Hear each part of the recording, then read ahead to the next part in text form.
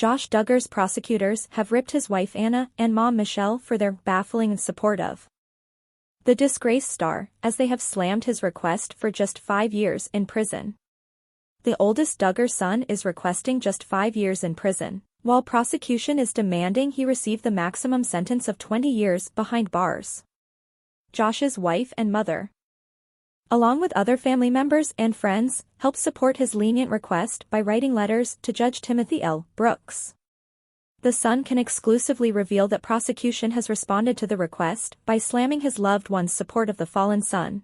In court papers obtained by the son read, to support his argument, Duggar relies on claims from his wife, his mother, and others that he is deeply devoted to his faith and family. He claims that the writers are extremely supportive while fully aware of his conviction, and that this will enable him to make the most of the rest of his life and to work hard to ensure that his children's lives are impacted as little as is possible by his trafficking in CSAM. The prosecution then goes into Josh blaming challenges associated with the fame from the family's show 19 Kids and Counting on. The court documents continue to argue these claims only underscore the appropriateness of the government's sentencing recommendation. Indeed, his supportive family and public-facing and privileged lifestyle make his pattern of criminal conduct all the more baffling. Despite achieving some level of fame through reality television as an adult, he is better known at this point for his behavior outside his family's show, including his sexual improprieties and criminal sexual conduct. More importantly, none of these letters meaningfully grapple with his crimes or his sexual proclivities toward prepubescent girls. Prosecution then argues that it is unlikely Josh will ever receive the treatment and accountability needed to prevent him from reoffending should he maintain this posture.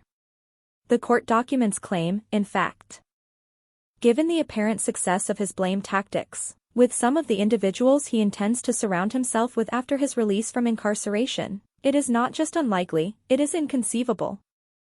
The prosecution also fights back against the argument that his wife and 7 children will be affected financially by his 20-year absence.